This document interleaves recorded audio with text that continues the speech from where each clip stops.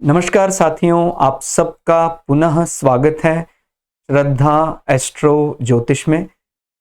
तो आज हम आपके सामने विषय लेकर उपस्थित हैं व्रत पर्व, उनका निर्धारण कैलेंडर से, कुंडली से किस प्रकार से किया जाता है।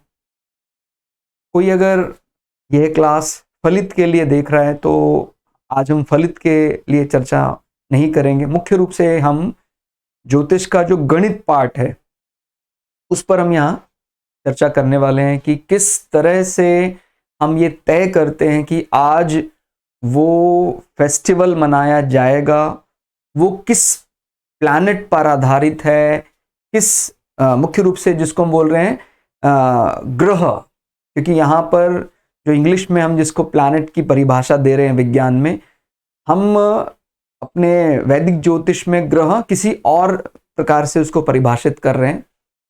तो जैसे सूर्य को भी हम एक ग्रह के रूप में मानते हैं वैदिक ज्योतिष में, ठीक है। तो अभी हम इंग्लिश की डेफिनेशन वाले पार्ट में नहीं जा रहे हैं कि किसको प्लैनेट माना गया है। अभी हम ग्रह का प्रभाव और कैलेंडर में मुख्य रूप से ये दो ही ग्रह तय करते हैं कि कोई फेस्टिवल मनाया जाएगा या नहीं मनाया जाएगा। अब इसमें भी बड़ा विरोधाभास है कि सभी लोग मानते हैं कि कई हम वैदिक कैलेंडर में जो मास दिए गए हैं, महीने दिए गए हैं, जैसे चैत्र मास, वैशाख मास, ज्येष्ठ मास, आषाढ़ मास, उसको मानते हैं। मतलब इसमें तो लगभग सभी की पूरे भारत की कह लें या पूरे वैदिक सिस्टम को मानने वाले लोग सभी एक मत से स्वीकार करते हैं कि हम इन महीनों को मानते हैं।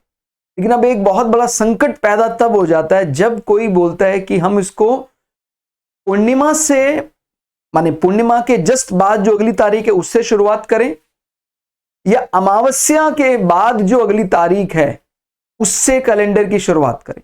तो इसका उत्तर भी आपको आज की इस क्लास में मिल जाएगा कि कौन ज्यादा तार्किक दिखाई देता है। नहीं तो फिर इन महीनों का अर्थ कहीं समझ में नहीं आएगा, कहीं आप उसको रिलेट नहीं कर सकते हैं। तो आपको इस क्लास में कोई पर्व, कोई व्रत किस दिन कैसे तय किया जा रहा है और हम अमावस्या अनुसार जो कैलेंडर फॉलो कर रहे हैं वो ज्यादा सटीक है, पूर्णिमा अनुसार जो कैलेंडर फॉलो कर रहे हैं वो ज्यादा सही है। अभी मैं किसी क्षेत्रवाद की बात करने नहीं आया हूं।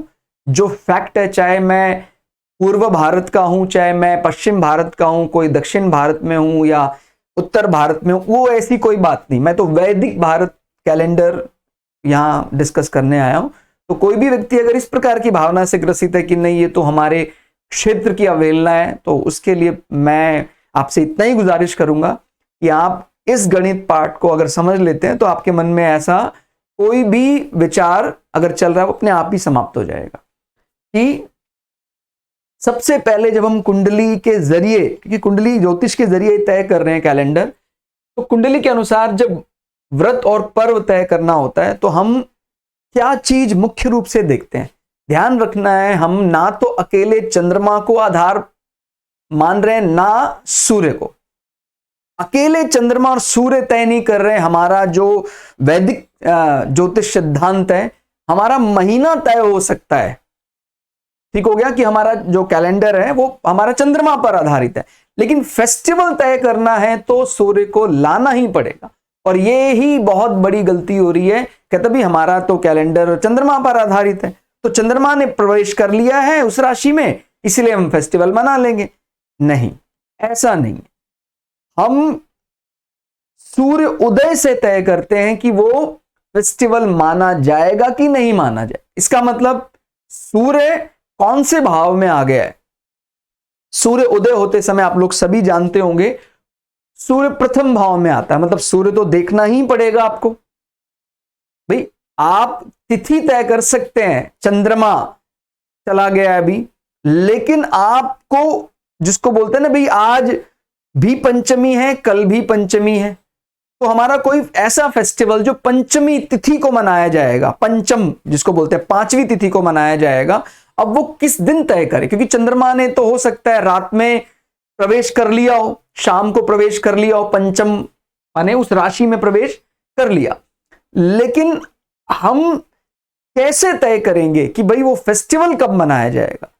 जो ज्यादातर के मन मस्तिष्क में ये रहता है, और मेरे को तो कहते हुए बड़ा ज्यादा दुख भी लगता है कि कई लोग इस कारण से बहुत बड़ा विवाद खड़ा कर देते कि तुझे जन्माष्टमी पर्व का फल मिलेगा, व्रत का तुझे नहीं मिलेगा, मुझे मिलेगा।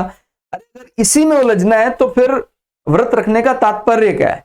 भाई मेरा समर्पण ईश्वर के प्रति है और मैं पूरी कोशिश करता हूं कि मैं सही तरह से वो व्रत रखूं। और मैंने अपने सीनियर से पूछा, मैंने जो जानकार लोग उनसे पूछा, उन्होंने जो मुझे बताया मैंने एकदम विश्वास से वो रख लिया। फल मिलेगा, उसी का ही फल मिलेगा। अभी रखने के बाद किसी ने बता दिया कि नहीं नहीं, अरे आपका नहीं मिलेगा, उस समय तो अष्टमी जन्माष्टमी थी ही नहीं जब आपने व्रत रख लिया, अच्छा तो फिर मुझे फल नहीं मिलेगा। अभी वो व्रत रख रहा है मुक्त होने के लिए, अभी फल की कामना में ऐसा ग्रसित हो गया है, अरे फल नहीं मिला मुझे, मैंने क्यों बेमतलब व्रत रख लिया। ये जो इस दोष से ग्रसित है वो नहीं मुक्त होने वाला है। वो व्रत क्या, कुछ भी रख ले, वो व्रत वो उसका कोई भला नहीं कर सकता। तो ये जो ये वाली भावना है, बहुत ज्यादा प्राप्त करने वाली भावना, होना चाहिए ऐसा, लेकिन जब हम जा ही उस मार्ग में रहे जहां हम त्यागने की, व्रत का मतलब क्या होता है? एक नियम बांधना। आपने अपने आप को नियमाबद्ध पूरे दिन फॉलो किया और फिर उसके बाद आप बोलते हो कि नहीं यार मिलेगा नहीं, वो तो देना ही है, वो ईश्वर के उसमें, वो एक ईश्वर का, प्रकृति का एक अधिकार है उसमें, किसी व्यक्ति विशेष के कह देने से वो छिन जाएगा, ऐसा नहीं। ठीक हो गया।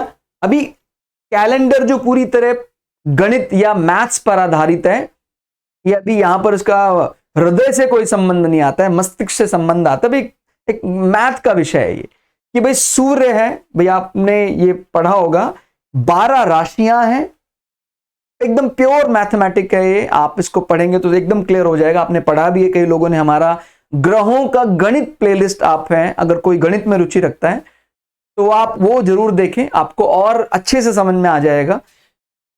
हर राशि को 30 डिग्री असाइन हुआ है, 12 राशियां ये, तो अगर 12 को 30 से हम मल्टीप्लाई गुणा करते हैं तो 360 डिग्री का हमारा ये कुंडली चक्र बनता है, या भौचक्र जिसको ज़ोडिएक बोलते हैं, वो बनता है। हम क्या कहते हैं कि सूर्य एक दिन में 1 डिग्री चलता है। अगर सूर्य एक दिन में 1 डिग्री चलता है तो फिर उसको 360 डिग्री घूमने के लिए कितना दिन चाहिए? 360 दिन ही चाहिए। लेकिन एक हमसे चूक हो गई, हमने ध्यान नहीं दिया कि सूर्य एक दिन में पूरा 1 डिग्री नहीं चल रहा है।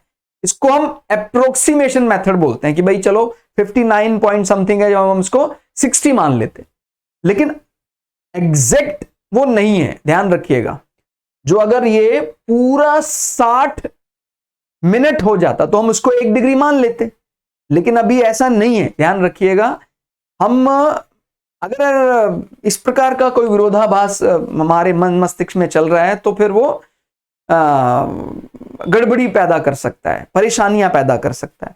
वो अभी एक उसमें कम है, एक की कमी है इसमें, इसीलिए जब हम इसको टोटल पूरे साल में देखते हैं तो वो 300, ठीक हो गया, ध्यान रखना है, 360 एक साल में वो कवर कर रहा है। तो अभी फर्दर कह सकते हैं और चलना है, क्योंकि 365 दिन का हमने जो कैलेंडर डिक्लेयर किया, ये 365 दशमलव, जैसे 365 सही 1/4 दिन हम एक साल में लेते हैं। अगर वो सूर्य 1 डिग्री नेट चल जाता तो पूरा हो जाता अभी, और वो 1 डिग्री नहीं चल रहा है, ठीक हो गया। तो हम ध्यान रखना है 1 डिग्री से थोड़ा कम रह जाता है, और अगर 1 डिग्री से थोड़ा कम रह रहा है इसका मतलब उसको थोड़ा समय अधिक लगेगा। क्लियर हो गया। तो ये 59 मिनट्स, इसको एंगल, ये हमारा एंगल है, ये ध्यान रखिएगा, ये टाइम के हिसाब से नहीं है, हम इसको एंगुलर डिस्प्लेसमेंट भी कह देते हैं, ठीक हो गया। और चंद्रमा जिसको हम बोलते हैं 13 डिग्री 20 मिनट चलता है, ठीक हो गया। एक दिन में कहते हैं एक नक्षत्र क्रॉस कर लेता है चंद्रमा, एग्जैक्ट नहीं है वो। चंद्रमा 13 डिग्री 10 मिनट 34 सेकंड, माने ये एंगुलर डिस्प्लेसमेंट के लिए इस्तेमाल किया गया वो। और हम इसको आगे 52 क्या है ये, परा, ठीक हो गया। या आप इसको फर्दर जैसे एंगुलर डिस्प्लेसमेंट में मिली सेकंड के रूप में मापते हैं, तो इस प्रकार हम कह सकते हैं 13 डिग्री 10 मिनट चंद्रमा चल रहा है। पूरा एक नक्षत्र एग्जैक्ट नहीं हो रहा है, इसीलिए हम देखते हैं कई दफा वो फेस्टिवल आगे आ गया, पीछे निकल गया। तो अभी थोड़ा आपको क्लियर हुआ होगा कि सूर्य 1 डिग्री पूरा ना चल के थोड़ा सा रह जाता है, इसीलिए उसको 360 दिन नहीं 365 सही 1/4 दिन लग जाते हैं पूरा ज़ोडिएक कवर करने में, पूरा भौचक्र कवर करने में। बहुत ही प्योर मैथ है ये, एकदम गणित है ये, और बिना गणित को समझे फलित करना मुश्किल होता है, क्योंकि बोलते हैं कि ग्रह हमारे से बातचीत करने लग जाते हैं। कब बातचीत करेंगे, जब हम प्लैनेटरी मोशन समझ रहे हैं, हम प्लैनेट कैसे चल रहा है, अच्छा अभी वहां होगा, ये इसकी गति है, अभी यहां पहुंच गया होगा, तो ग्रह अपने आप ही फल बताने लग जाते हैं। अब जब खाली फलित पर आधारित हैं, तो फिर हमें वो संहिता जब तक दिखती नहीं है तब तक हम नहीं फलित कर सकते हैं। इसीलिए गणित का अपना अलग महत्व, उसका अपना ही अलग आनंद है। गणित के बेसिक रूल्स हमें एटलीस्ट कैलेंडर वाले तो पढ़ने ही चाहिए कि किस प्रकार से कैलेंडर काम कर रहा है, या हमारा जो फेस्टिवल या कोई हम पर्व मना रहे हैं वो कैसे तय हो रहा है। तो ना तो हम अकेले चंद्रमा से तय कर रहे हैं और ना ही हम अकेले सूर्य से तय कर रहे हैं। चंद्रमा उस पर्टिकुलर राशि में आके वो तिथि डिक्लेयर कर देता है, और उसके बाद वो तिथि हमारे लिए वैल्यूएबल है कि नहीं है, उसके लिए सूर्य का प्रथम भाव में होना बेहद जरूरी है। ठीक हो गया। जैसे चंद्रमा मान लीजिए 10:30 बजे उस पर्टिकुलर राशि में प्रवेश कर जाता है, और हम उसको कह देते हैं कि भाई ये तिथि लग गई है, लेकिन उस तिथि का हमारे लिए महत्व सूर्य उदय के समय है कि नहीं, हम ये देखते हैं। सूर्य उदय होने से सिर्फ 2 मिनट पहले वो तिथि समाप्त हो गई, तो हमारे लिए भी वो तिथि समाप्त ही मानी जाएगी। ठीक हो गया। हम ना तो अकेले सूर्य को फॉलो कर सकते, ना अकेले चंद्रमा से ही हमारा काम चल पाएगा, हमें दोनों का मिलान करना ही पड़ेगा, तभी हम फेस्टिवल की डेट बता सकते हैं। ठीक हो गया। अब जैसे दीपावली मनाई जाए, कहता जी अमावस्या है तो मना लो कभी भी। हम दीपावली मना रहे हैं कब, जैसे हमने कुछ फेस्टिवल्स लिखे हैं, मकर संक्रांति। ठीक हो गया। मकर संक्रांति कहता जी सूर्य ने मकर राशि में प्रवेश किया, खाली इतना है या कुछ और भी है, आप स्वयं से ये निर्धारित करें। संक्रांति जहां शब्द आता है वो मुख्य रूप से सूर्य पर्व है, सूर्य पर आधारित है। इस समय हम सूर्य को देख रहे हैं, लेकिन हम ये देख रहे हैं कि सूर्य कहीं भी मकर राशि में प्रवेश कर गए, ऐसा नहीं है।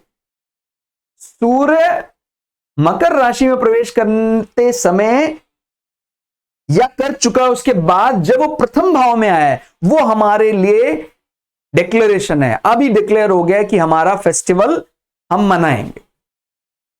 कई लोगों ने अब इसमें बड़ा एक नया विषय ले आए हैं वो। अब वो तो देखिए, मैंने आपको पहले ही बताया कि वो ईश्वर का एकाधिकार है। ज्योतिष ने तो सीधी बात की है कि चाहे 2 मिनट बाकी हैं उस तिथि के, अगर सूर्य उदय होते समय वो तिथि है, तो पूरे दिन को ज्योतिष अनुसार, जो प्योर वैदिक ज्योतिष मानता है, उस पूरे दिन को अष्टमी माना जाएगा। जैसे जन्माष्टमी फेस्टिवल, आज जब सूर्य उदय हो रहा था, उस समय मान लीजिए सिर्फ 5 मिनट रहे, सूर्य उदय हुआ, उस समय अष्टमी तिथि थी, और वो अष्टमी तिथि सूर्य उदय होने के 5 मिनट बाद समाप्त हो गई। तो क्या बोले उसको, कहता भाई अब आपने व्रत रखा है, अभी अष्टमी तो नहीं चल रही है, आपको फल मिलने वाला नहीं। अब इसको क्या, ये तो एक प्रकार का मैं दुराग्रह समझता हूं।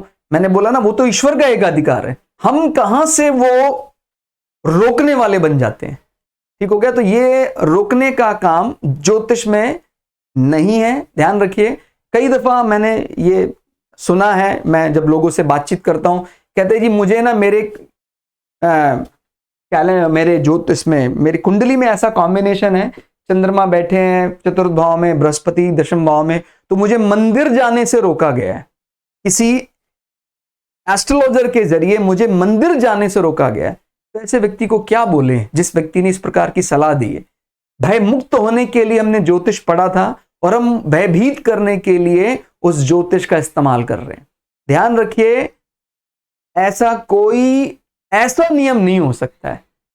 हाँ, हम यूनिवर्सल एक्सेप्टेंस की बात कर रहे हैं और इस प्रकार का तो कतई नहीं हो सकता है कि भाई आप जल का दान नहीं करें नहीं तो आपका भाग्य अवरुद्ध हो जाएगा, आप पढ़ाई का दान नहीं करें। ये जो ना वाले पार्ट अभी इंट्रोड्यूस हुए हैं जल्दी, ये सिर्फ एक कलिकाल का एक डार्क साइड है और उससे हमें उसको अवॉइड करना चाहिए। उसका कोई अर्थ नहीं रह जाता है कि भाई किस प्रकार से, अरे वो तो कह रहे तय हो चुका है, वो आपको बोल रहा है कि आपने इसलिए अगर ऐसा किया तो आपका सब कुछ खत्म हो जाएगा। अरे वो चार्ट बोल रहा है कि डिक्लेयर हो चुका है। हम ज्योतिष को मानते हैं कि डिक्लेयर हो चुका है, लेकिन हम रेमेडी करते हैं, वो हमें एहसास करा देता है कि जो डिक्लेयर है मैं उसको एक्सेप्ट कर लेता हूं। आप इस बात को शायद समझ पा रहे होंगे कि हम क्या बात बोल रहे हैं।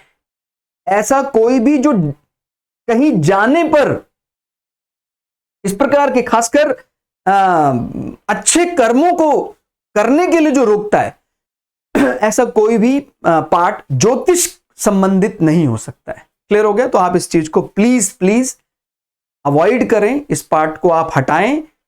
भय कर रहे हैं हम अच्छे काम के लिए, ये कहां का न्याय है? ये तो बहुत बड़ा अन्याय हो जाएगा और ऐसे करने वालों को भी दंड निश्चित रूप से मिलेगा। वो ईश्वर का चक्र है, वो देता ही है। मतलब आप इसको साधारण बुद्धि से समझिए। ये मेरी मन की आकांक्षा है, मैं किसी का परमार्थ जो मैं हो सकता है मैं एजुकेशन इंडस्ट्री से जुड़ा हुआ हूं, तो मैं परमार्थ इसी रूप में कर सकता हूं कि मैंने कुछ बच्चों को पढ़ाने का तय किया और किसी ने मुझे ये बात बोली, आप परमार्थ में ये नहीं कर सकते हैं कि आप बच्चों को नहीं पढ़ा सकते। परमार्थ कोई भी हो, दूसरे को सुख देने वाला या दूसरे का आपसे अगर भला हो रहा है किसी रूप में, इसको रोकने वाला व्यक्ति कुछ और कहीं भी हो सकता है, ज्योतिषी नहीं हो सकता है। ठीक हो गया? तो आपको इस पार्ट को अपने लाइफ से हटा देना चाहिए। ठीक हो गया? उनको आप पूछे ना डायरेक्ट, आप पहले पूछे ना कैलेंडर कैसे बना है, गणित का ये वाला पार्ट पूछे आप कि भाई आपने कौन से कैलेंडर पर तिथियां बनाई हैं, तब आपको एक्सेप्ट हो जाएगा कि नहीं, मैं अब जो जीवन में कर रहा हूं सेवा रूप में वो सही है। इन्होंने मुझे किस कारण बताया पता नहीं, लेकिन यहां जहां भी अवॉइड करने की बात की जाती है, बार बार अच्छी चीजों को अवॉइड करने की बात की जाती है, वो पार्ट जो हमें भय पैदा करता है वो ज्योतिष का नहीं है, वो बाद में एक दोष रूप में आ गया है। दोष तो आपको पता ही है, कई अलग अलग प्रकार के दोष आए, तो दोषों को हमें ज्योतिष में स्वीकार नहीं करना है। ठीक हो गया? तो कैलेंडर आपने समझ लिया। मैंने अभी पहले ही बताया, मैं किसी क्षेत्र के कैलेंडर की बात नहीं कर रहा हूं, मैं वैदिक कैलेंडर की बात कर रहा हूं। हम किस कैलेंडर को महत्व देंगे? हम पूर्णिमा के बाद जो कैलेंडर शुरू हो रहा है, अमावस्या के बाद जो कैलेंडर शुरू हो रहा है, किसको महत्व दें? यही बहुत बड़ा चैलेंज है। कहता जी हम दक्षिण भारत में रहते हैं, इसीलिए ना हम पूर्णिमा शुरुआत जो होती है कैलेंडर उसको नहीं मानते। अभी वो क्षेत्र इस प्रकार से बांटने का विषय ही नहीं है। अभी खुद ही आप अंदाजा लगाइए कि ये कैसे तय किया गया है। हमने, जैसे बोलते हैं, आप किसी को पूछिए दीपावली कौन से वैदिक मास में पड़ती है, दीपावली का जो हम सेलिब्रेशन करते हैं कौन से वैदिक मास में मनाया जाता है, तो बोलते हैं कार्तिक मास में मनाया जाता है। ठीक हो गया? लेकिन अगर हम दीपावली को दूसरे अपने जो एक सिस्टम में उन्होंने चेंज किया है कुछ, वो बोलते हैं कि नहीं ये तो आश्विन मास में हम मना रहे हैं। ठीक हो गया? आश्विन के बाद कार्तिक आता है। ठीक हो गया? अब यही हमें सबसे माने इस प्रकार की ही जो कैलकुलेशन है, खुद ही आपको ये बात समझ में आ जाएगी कि यहीं से वो बात पकड़ में आती है कि कौन सा कैलेंडर ज्यादा करेक्ट है। जो कैलेंडर ये कह रहा है कि आपने दीपावली मनाई है कार्तिक मास में, वो ज्यादा सटीक लगता है, या जो कैलेंडर कह रहा है आपने आश्विन मास में दीपावली मनाई है। ठीक हो गया? तो अभी आपको इसका उत्तर स्वतः मिल जाएगा। मैं कुछ ऐसा अपनी तरफ से एनरोल करने वाला, अपनी तरफ से शामिल करने वाला नहीं हूं। देखिए, मैंने जैसे बताया कि जो मास हैं, महीनों के नाम रखे गए हैं, चैत्र, बैसाख, ज्येष्ठ, आषाढ़, श्रावण, भाद्रपद, अश्विन, कार्तिक, मार्गशीर्ष, पौष, माघ, फाल्गुन। तो ये महीने का नाम मैं अपने मन से तो नहीं रख सकता हूं। इसका संबंध आप लोग जानते हैं किससे है? नक्षत्र से। वो हमने लिखा भी है सामने, ज्येष्ठा, आषाढ़ा, जिसको पूर्वाषाढ़ा, उत्तराषाढ़ा 2 में बांटे। तो अभी नक्षत्र संबंध जब तक नहीं आएगा तब तक हम मंथ डिक्लेयर कर ही कैसे सकते हैं? अब जैसे हमने कार्तिक आना चाहिए कि नहीं आना चाहिए, तो कार्तिक अगर आना चाहिए तो उसमें हम सूर्य को ला रहे हैं यहां पर। ठीक हो गया? सूर्य आ गए कन्या राशि और चंद्रमा आ गए हैं यहां। और जैसे ही ये पूर्णिमा है, देख रहे हैं आप, सूर्य कन्या राशि में है, चंद्रमा मीन राशि में, और जैसे ही मीन को क्रॉस करता है, तो मीन को क्रॉस करके चंद्रमा कहां जाएगा? चंद्रमा मीन को क्रॉस करने के बाद जाएगा मेष राशि में। ठीक हो गया? मीन के बाद मेष राशि, और मेष राशि में फिर वो क्या आ रहा है? अश्विनी नक्षत्र। ठीक हो गया? और अश्विनी क्रॉस कर रहा है, उसके बाद क्या आ रहा है? माने अश्विनी में ही, अश्विनी के आगे बढ़ते हैं, जैसे भरणी है, फिर कृत्तिका है। ध्यान रखिएगा, अगर हम फॉलो करते हैं अमावस्या का कैलेंडर, तो अमावस्या में सूर्य और चंद्रमा दोनों को यहां आना पड़ता है। और अगर माने, क्योंकि अमावस्या के जस्ट बाद से ही हम डिक्लेयर कर देते कि हमारा कैलेंडर, हमारा मास जो भी हमने आश्विन मास शुरू कर दिया या कार्तिक मास शुरू कर दिया। अब जब चंद्रमा आपका यहां बैठा है, तो यहां तो अश्विनी नक्षत्र आ ही नहीं सकता है। आप समझ रहे हैं? अश्विनी नक्षत्र यहां तो आ सकता है, क्योंकि वो इसके जस्ट बाद चंद्रमा मूव कर जाएगा। क्लियर हो गया? पूर्णिमा के जस्ट अगले मूव कर जाएगा और वो अश्विनी नक्षत्र में आ जाएगा। तो यह संभावना किस कैलेंडर में बन सकती है? पूर्णिमा आधारित या अमावस्या आधारित? मतलब इसमें कोई ऐसा एक्सेप्ट करना कि भाई ये तो हमारे क्षेत्र की बात है, ऐसा नहीं है। तो पूर्ण वैदिक गणित की बात है ये, कि भाई हम यहां हैं, अगर हमारा सूर्य यहां है तो चंद्रमा यहीं होगा, तभी उसके पास अश्विन। ठीक हो गया? और उसके बाद भरणी, फिर कृत्तिका। कृत्तिका यानी कार्तिक का महीना, चंद्रमा को यहां होना पड़ेगा, सूर्य को यहां होना पड़ेगा। उसके बाद 8 में जा रहे हैं, तो आप देख रहे हैं ये दो अंतराल कर करके, भाई अश्विनी, फिर कृत्तिका, फिर मार्गशीर्ष। सूर्य रहता है इन राशि में। जैसे दीपावली आने वाली है, तो सूर्य यहां है, दीपावली आ गई, सूर्य यहां तुला में आ गया, तो सूर्य यहां है। यहां तो ये नक्षत्र ना तो कृत्तिका नक्षत्र है ना अश्विनी नक्षत्र है यहां इन राशियों में। आप थोड़ा सा भी अध्ययन करते हैं अगर गणित वाला, तो आप जानते हैं कि ना तो कन्या राशि में कभी कृत्तिका नक्षत्र आता है, ना अश्विनी नक्षत्र आता है, ना ही तुला राशि में कृत्तिका और अश्विनी नक्षत्र आता है। तो आप ये खुद से कैलकुलेट करें, खुद से गणना करें, तो फिर ये नाम का क्या अर्थ हो गया? जब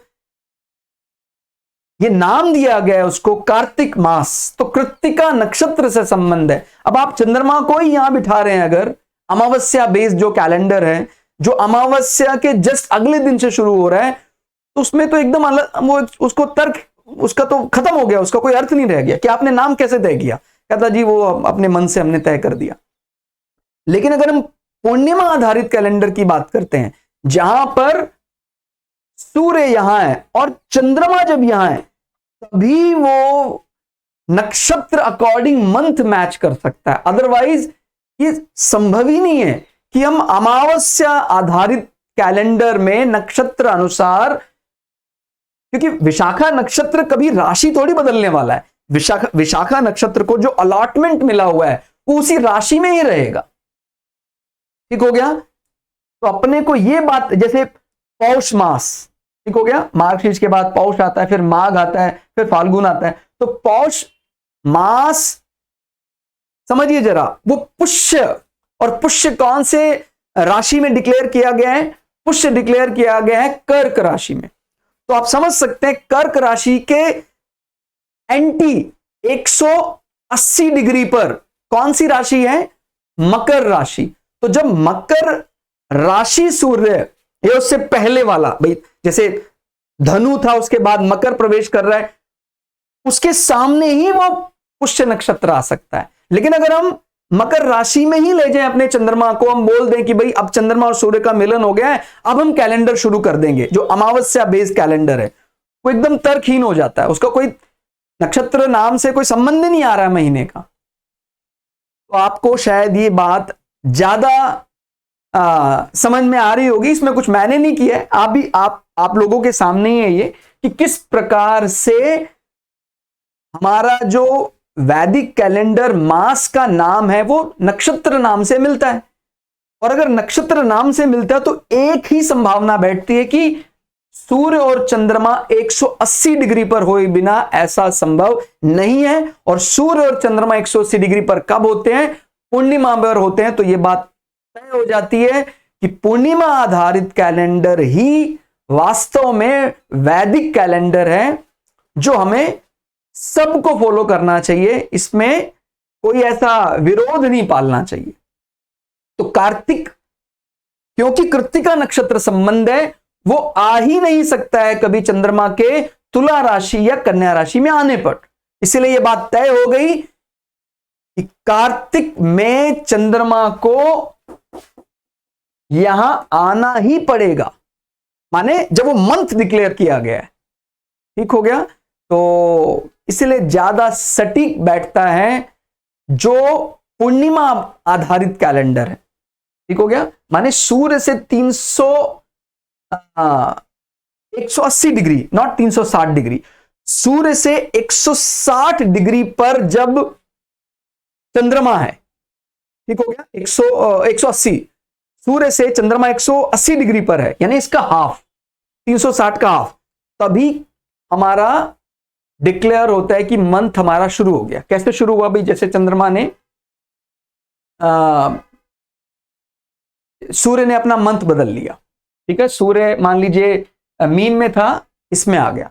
अब जब चंद्रमा घूमते घूमते इसके सामने आएगा, जब चंद्रमा इसके सामने आएगा उससे जस्ट एक दिन के बाद हमारा नया मंथ माना जाएगा। ठीक हो गया। आपको ये बात समझ में आ रही होगी कैसे हम मंथ मान रहे हैं। सूर्य तो जनरली आपको पता है जो हमारा संक्रांति अनुसार वही कोई 15 से 18 तारीख के बीच में वो अपना राशि बदल लेता है। लेकिन हम 15 से 18 तारीख के बीच में पूर्णिमा या अमावस्या नहीं मान सकते हैं, क्योंकि चंद्रमा की गति अलग प्रकार की है और सूर्य की गति अलग प्रकार की है। तो आपको ये बात याद रखनी है कि सूर्य प्रवेश कर गया अगर मकर राशि में, तो वो मकर संक्रांति फेस्टिवल के रूप में मनाया जाएगा। कब? जब ये इस भाव में है और सूर्य यहां आ गया, और फिर वो मकर संक्रांति की अगर हम बात करते हैं तो कहते हैं जी वो मास तय कर रहा है, वो चंद्रमा तय कर रहा है। चंद्रमा पर्टिकुलर आ चुका है उस राशि में, लेकिन चंद्रमा और सूर्य दोनों आमने सामने होने चाहिए। उसके जस्ट एक दिन के बाद हमारा वो कैलेंडर शुरू हो जाएगा। माने जैसे मान लेते हैं हम बात कर रहे हैं मघा, तो चंद्रमा मघा नक्षत्र में है, ठीक हो गया, और मघा नक्षत्र के ठीक 180 डिग्री सामने सूर्य मिलेगा, उसके बाद ही हमें शुरुआत करेंगे माघ महीने की। ठीक हो गया। तो संक्रांति का वैसे कोई अमावस्या और पूर्णिमा के साथ डायरेक्ट कनेक्शन नहीं आता है, क्योंकि हम जो कैलेंडर मान रहे हैं उसमें सूर्य और चंद्रमा दोनों को रिलेटिवली ऑब्जर्व किया जाता है, दोनों की साथ साथ मूवमेंट, दोनों की साथ साथ गतियां देखी जाती हैं। ठीक हो गया। तो दीपावली है, अक्षय तृतीया। अब अक्षय तृतीया में बोलते हैं सूर्य और चंद्रमा दोनों उच्च राशि में होने चाहिए, लेकिन उच्च राशि में है तभी वो अक्षय तृतीया तिथि मानी जाए, पर्व माना जाए। भाई ऐसे बोलते हैं जैसे मान लीजिए चंद्रमा और सूर्य दोनों यहां कहीं हैं, ठीक हो गया, तो वो क्या मान लिया जाएगा? याद रखिएगा, सूर्य को यहां आना ही पड़ेगा कोई पर्व डिक्लेयर करने के लिए। अगर सूर्य प्रथम भाव में उस समय है, फिर चंद्रमा ने प्रवेश किया हुआ है, तो फिर हम मानेंगे ये वो फेस्टिवल हमारा डिक्लेयर हो गया है। इसलिए कोई विरोधाभास अब नहीं रखना है, क्योंकि हम जिस सिस्टम को फॉलो कर रहे हैं वो बहुत ज्यादा टाइम टेस्टेड है, बहुत लंबा समय दिया है, और एकदम उसमें कोई मतलब, देखिए ये मैथ्स में पढ़ते हैं, आज भी बच्चे पढ़ते हैं कि एक सर्कल या एक डॉट कितने डिग्री का होता है? 360 डिग्री का। तो हमारा जो चक्र है पूरा, जो हमारा परिक्रमण है, वो 360 डिग्री का है टोटल। तो साल में 360 डेज ही होने चाहिए। भाई अगर सूर्य 1 डिग्री चल रहा है, बट 1 डिग्री से थोड़ा सा कम चल रहा है, इसीलिए वो 365 से 1/4 दिन की बात कर रहा है। और जो 1/4 वाला जो पार्ट है, आपको पता है, वो 4 साल में 1/4 करके उसको फाइनली फरवरी महीने में 1 दिन एक्स्ट्रा कर देते हैं और वो कमी पूरी हो जाती है। ठीक हो गया। तो अपने को फेस्टिवल में कोई ऐसा विरोधाभास नहीं रखना चाहिए। और हम जो लोग कैलेंडर फॉलो कर रहे हैं, वैदिक कैलेंडर, आपको ये क्लास देखने के बाद समझ में आ गया होगा कि उसमें कोई विरोधाभास नहीं है कि वो पूर्णिमा आधारित कैलेंडर है, वो अमावस्या आधारित कैलेंडर नहीं है। अगर वो अमावस्या आधारित कैलेंडर है तो आप इस बात को कैसे तार्किक मानेंगे, उसको कैसे आप इसको सही मानेंगे? क्योंकि ज्येष्ठा नक्षत्र उसके सूर्य के जस्ट सामने वाली राशि में मिलेगा आपको। कोई भी आप उठा लीजिए, जैसे मैंने बोला पौष, तो सूर्य अगर मकर क्रॉस कर लिया है, मकर क्रॉस करने वाला है, उसके जस्ट सामने कर्क राशि है, वहीं आपको मिलेगा पुष्य। तो ये बात एकदम, यही इसी पूर्णिमा आधारित कैलेंडर पे हमें ज्यादा तवज्जो देनी चाहिए। कोई भी फेस्टिवल, कुछ भी हम मान रहे हैं, मास पे अगर डिस्प्यूट होता है, कोई बोलता है अश्विन मास में हम दीपावली मनाते हैं कि कार्तिक मास में मनाते हैं, तो ये डिक्लेरेशन पूर्णिमा आधारित कैलेंडर से ही आप देखें। पूर्णिमा आधारित कैलेंडर ने ही हमें ये बात बताई है कि पूर्णिमा के जस्ट बाद कार्तिक का महीना शुरू हो गया था और दीपावली कार्तिक महीने में आई है। और अगर कोई ये कह रहा है कि नहीं, वो कार्तिक महीना नहीं, वो आश्विन मास में मनाया गया है वो फेस्टिवल, तो वो बात आप उसको तर्क के अनुसार काट सकते हैं कि भाई इसका कोई अर्थ यहां गणित में कैसे जोड़ेंगे आप उसको। ठीक हो गया। तो आपको ये क्लास हमने पूरी कोशिश की समझाने की, इसमें कितने सफल रहे हैं आप लोग जरूर बताइएगा।